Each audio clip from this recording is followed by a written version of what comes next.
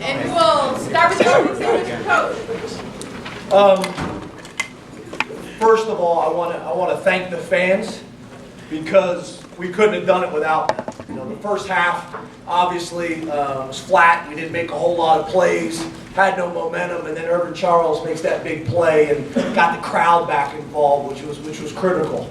Really proud of our team. They just never stopped believing.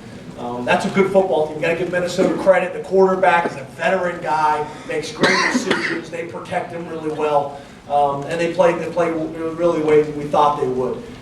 Very proud of our defense. Our defense is under unusual circumstances. I've never seen this before.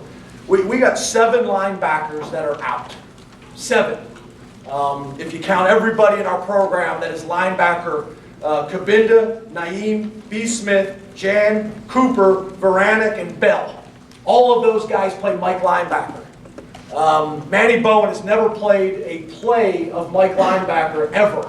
And he goes in the game. We kept it really vanilla and actually played really well. But I'm proud. I'm proud of our defense, and I'm proud of Brett Pry because he's been in a really, really challenging situation. And those guys just battled.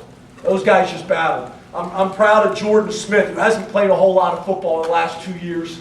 We lose Christian Campbell, early in the game. He goes in, gets a huge interception at a critical time that we needed it.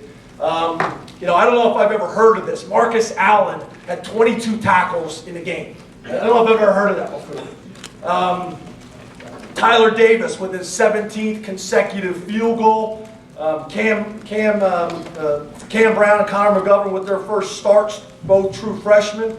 And then Trace McSorley, just really, kept his cool, made some amazing plays, gave guys a chance to make plays, and pressure falling off his back foot, lays it out where guys like Chris Godwin could go make a play for him. So this was a game that we can really grow from. There's a lot of things, obviously, that we got to get cleaned up, but the most important thing is these guys believing in themselves and believing in what we're doing and how we're doing it.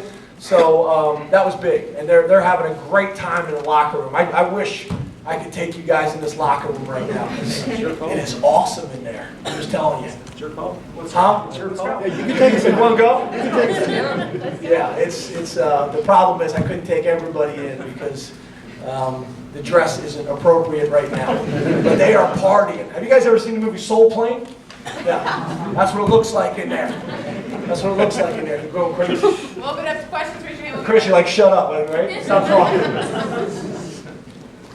James, I'm curious if you've ever been around a game that had that kind of 180-degree turn in the middle of it, and do you recall anything like that? I don't know. I think the fact that we were at home helped us. We have got to start faster. There's no doubt about it. I mean, that's been a thing all year long. So we're going to do some things that I've done in the past that we haven't done here that I'm going to do moving forward in practice. So, I've seen us battle and play really good in the second half. Maybe not enough to swing the game. But yeah, it was like 2 completely different games. I think the most important thing was, like I said, we made some plays in the second half. Irv's play was huge. I mean, he's not even looking for the ball, and all of a sudden he turns around in the last second and it just kind of hits him in the chest. And then he's just so big, strong, and fast that he goes and makes a play. We tried to get him back in later, and he's still celebrating on the sideline with his buddies. And we're trying to get him in the game. And that just kind of is an example of our youth. That these things we just got to continue to grow, and tonight's an opportunity to do that. But yeah, I don't know if I've been a part of some unbelievable comebacks before. I don't know if I've been a part of a first half and second half and then overtime like it was tonight. James, how much did this program, these players, these coaches need this kind of win? And also, Trace McSorley stepping up in the pocket. Has that been something that you guys have been talking to him about because he did it a lot today? Yeah, I think it was definitely something that our players needed. Everybody needed. There's no doubt about it. And you kind of have some moments as a program. I remember, when I first became a head coach, we had a game against UConn that we won early on, and it kind of built a lot of confidence in everybody. And kind of went from there. And we needed that. I think we definitely needed that, here. And I think tonight's one of those nights. There's no doubt about it. I thought Trace did a great job stepping up in the pocket. There was a few times where he stepped up and kind of was waiting to throw, and he put the ball back, and they were close to being strip sacks from behind. Then that earlier in the year we got a couple of them. But he does a good job. He can run, but he's not one of these guys that just takes off. He keeps his eyes downfield and made a number of big plays in those situations. So I'm proud of him. I'm also proud of Tommy Stevens. I think Tommy's got a very bright future, and he's been great on the sidelines, been great in practice. We got a good situation there. Two guys that we believe in. James, did you expect that perhaps the read option in overtime might pop open given the way Trace had been running the ball? And also, what does it say about Saquon that he was able to hang with it after he was kind of bottled up for an entire half? Yeah, I'm really proud of Saquon because he's handled adversity, and you've never seen bad body language from him, ever. He's not having the big games of statistics that I think people anticipated or expected. You haven't seen him once. You haven't seen him once, bad body language, hang his head, nothing. Been a great team player.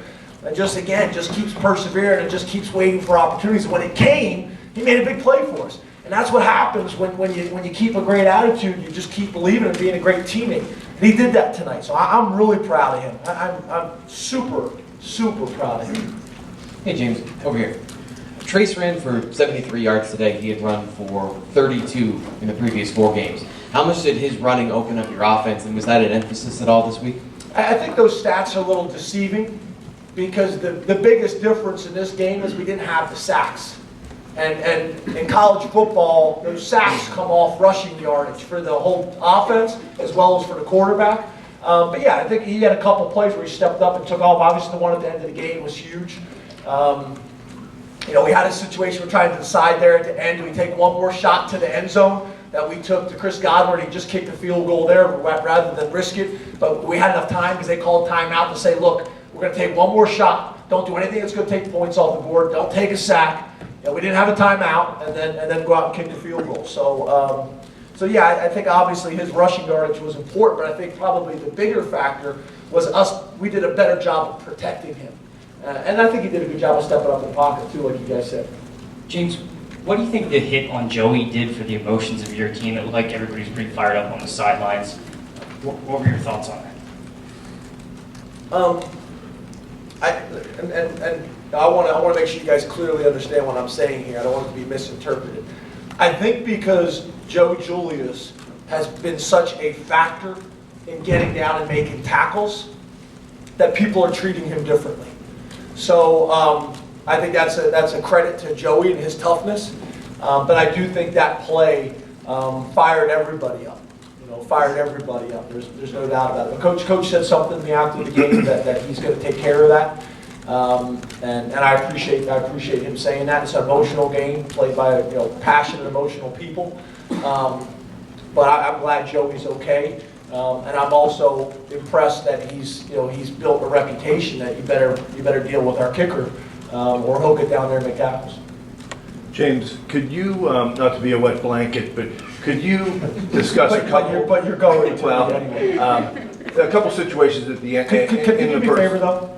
Could you ask me like a positive question first, and then go to the other one? Just something, please. Start with something positive. Congratulations on the win. No, question. Something that I can answer positive instead of being a wet blanket. You're taxing me. Okay, go ahead. I was just curious about the 4th and goal, the field goal there. What went into that, and also if you could address at the end of the half, calling time out there, which gave Minnesota a little more time. So, Yeah. have a nice day then. Yeah, thank you. I appreciate the pleasantries. Well, first of all, I get it. I mean, we go for it early in the game on 4th and 1, and it doesn't work, so it's a bad decision. Later in the game, we have the ball on the goal line on 4th and 1, and we don't go forward for it, and it's a bad decision.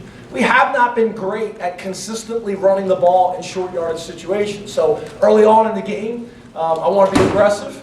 We're right kind of on the fringe of his range. If you look at our statistics and kind of where he's hitting everything. But we're right about his fringe of where he's consistent. So we felt like, we're in a situation, we got a big, strong, powerful back. We got one-on-one with the safety, and we weren't able to get a yard. So it doesn't work, and it's a bad decision. And then we go take the points at the on the 1 yard line, and people feel like we should have gone for it. I get that. That's part of it. You get it, and you're a genius. You don't, and you're going to get critiqued. I get that.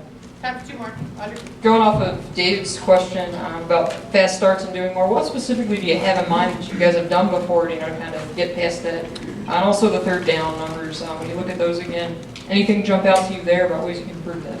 Yeah, 2 things. I'll tell you guys come to practice typically on Wednesdays, right? So I'll talk to you guys. I don't want to tell you guys before I talk to the coaches and the team and kind of go through the plan of what we're going to do. But it's just something we've done in the past in practice, some competitive periods earlier on. And then third down, we got to be better. It goes back to the 2 things that we're not consistent. That's what shows up on third down. We're not consistent right now running the ball, and we're not consistent protecting. We were better tonight, but those 2 things, that's what third down is all about. I think our receivers are talented enough to get open if we give them time.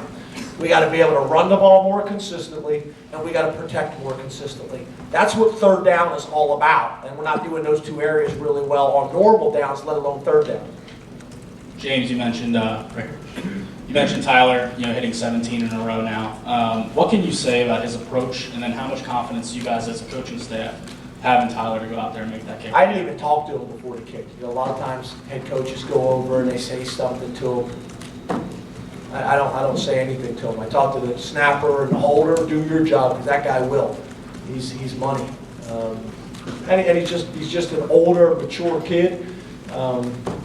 Just consistently does his job at practice every single day. He's the same guy all the time, and he's confident right now. So couldn't be more happy with him. Thank you, Coach. Thanks, guys. You're not a wet blanket. You're doing your job. I get it. Thank you.